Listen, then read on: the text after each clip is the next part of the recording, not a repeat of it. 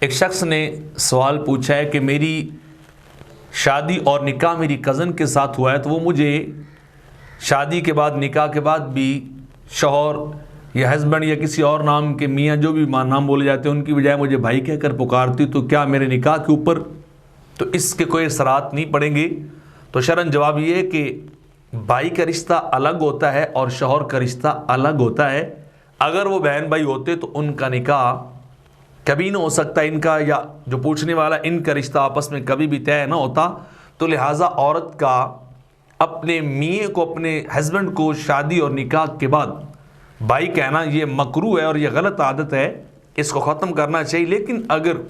وہ عورت ایسا بولتی ہے تو اس سے نکاح جو ہے وہ ختم نہیں ہوتا۔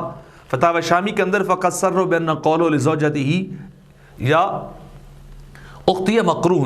کہ اگر کوئی شخص اپنی بیوی کو اپنی بہن کہتا ہے تو یہ مکروہ ہے، بلکہ ایک روایت بھی نقل کی گئی ہے کہ آقا علیہ السلام نے ایک آدمی کو سنا جو اپنی عورت کو اپنی بہن کہہ رہا تھا، فقارہ ذالک ونہا عنہ، تو سرکار نے اس کو ناپسند جانا اور اس سے منع کیا کہ تم اپنی بیگم کو، اپنی بہن کو۔ تو پھر اسی کا دوسرا مفہوم یہ ہے کہ وہ عورت جو ہے وہ اپنے میاں کو جو ہے وہ اپنا بھائی کہے، جس کو ناپسند کیا گیا ہے، وہ غلط بات کر رہے ہیں، ایک مکروہ کلمہ بول رہے ہیں، تو لہٰذا ایسا جو ہے وہ کلمہ نہیں بولنا چاہیے۔ نکاح بہرحال اس سے نہیں ٹوٹے گا، صرف اور صرف جو ہے وہ مکروہ کام ہوگا۔